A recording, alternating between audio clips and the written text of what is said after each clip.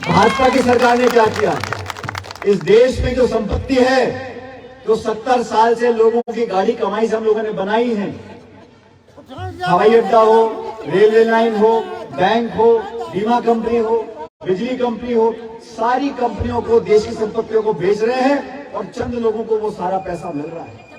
आपने अनुभव किया होगा पिछले 7-8 सालों में जो खाई अमीर गरीब की वो इतनी बढ़ गई है। जो पैसे वाले पहले थे उनके पास इतनी बेशुमार दौलत आ गई कि उनके पास उनके पैसे करने का समय नहीं है, और जो गरीब थे वो लगातार गरीब होते चले गए।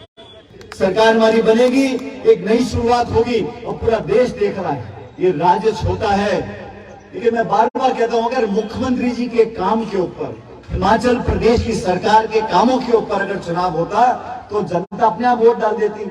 इसमें प्रधानमंत्री, गृह मंत्री, रक्षा मंत्री, मुख्यमंत्री, पूरा हिंदुस्तान के भारत में यहाँ पे क्यों पड़े? क्योंकि उनको मालूम है कि हमारी रिपोर्ट कार्ड में हम फेल हो रहे हैं। मुझे खुशी है कि कांग्रेस पार्टी ने आप सब पे भरोसा कर तीसरी बार दोबारा इनको टिकट दिया है, इनको आपको भी विधायक बनाने के लिए भेजा है। हम तो सिर्फ उम्मीदवार बना सकते हैं और उम्मीदवार एक ही होता है। मुझे खुशी है जो बाकी लोग टिकट मांग रहे थे आज मंच पर हमारे साथ बैठे, लेकिन आप सबसे अनुरोध करना चाहता हूं, हमारी पार्टी ने जो जनता के बीच में वादे किए हैं आप सब भली भांति जानते हो। हमने कहा हमारी बहनों और माताओं के लिए 1500 रुपए का भत्ता प्रतिमाह हम लोग देंगे, क्योंकि हम चाहते हैं कि हमारी गृहिणियों के जेब में पैसा जाए।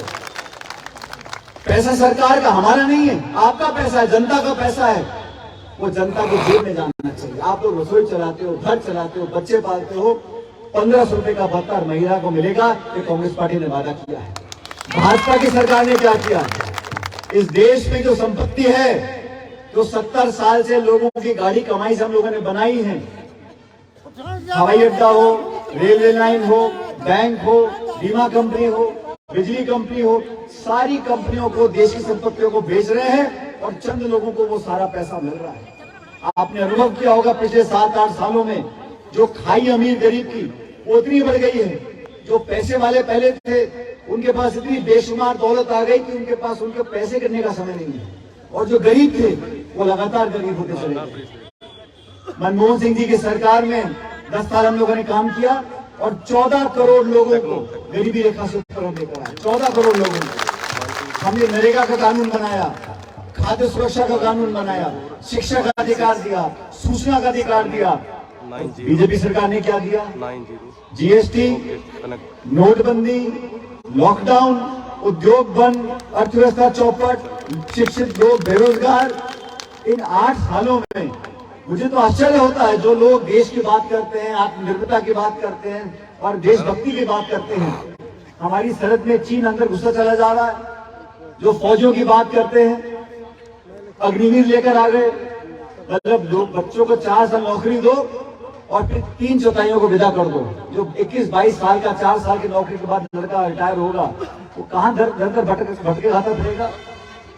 ये अग्निवीर की जो स्कीम है, ये सेना के संगठन के साथ खिलवाड़ है। और हम लोगों ने ये संकल्प लिया है, सरकार बनने के बाद पहली कैबिनेट मीटिंग में ओपीएस लागू करेंगे, लोगों को ओवर पेंशन मिलेगी। अब देखो राणे जी, बीजेपी के लोग फंस गए, वो ओपीएस के लिए हाँ भर दें तो ओपीएस देना पड़ेगा उत्तर प्रदेश में, गुजरात में, मध्य प्रदेश में, पूरे देश में। ओपीएस के लिए ना करें तो वो कपड़े फाड़ेंगे। वो बीच में फंस गए, कहते कमेटी बना देंगे, कमेटी देखेगी। अरे आपने 5 साल क्यों नहीं किया? अब चुनाव आ गया तो यूनिफॉर्म सिविल कोड। उनसे पूछो भाई, गैस का सिलेंडर 1200 रुपए क्यों बिक रहा है? पेट्रोल डीजल देसी घी से महंगा क्यों हो गया? तो हिंदू, मुसलमान, मंदिर, मस्जिद, पाकिस्तान, वही रटा रटाए अंदर आ गए। सरकार हमारी बनेगी, एक नई शुरुआत होगी और पूरा देश देख रहा है। ये राज्य छोटा है, लेकिन मैं बार बार कहता हूं, अगर मुख्यमंत्री जी के काम के ऊपर, हिमाचल प्रदेश की सरकार के कामों के ऊपर अगर चुनाव होता तो जनता अपने आप वोट डाल देती। इसमें प्रधानमंत्री, गृह मंत्री, रक्षा मंत्री, मुख्यमंत्री, पूरा हिंदुस्तान के भारत में यहाँ पे क्यों पड़े? क्योंकि उनको मालूम है कि हमारी रिपोर्ट कार्ड में हम फेल हो रहे हैं।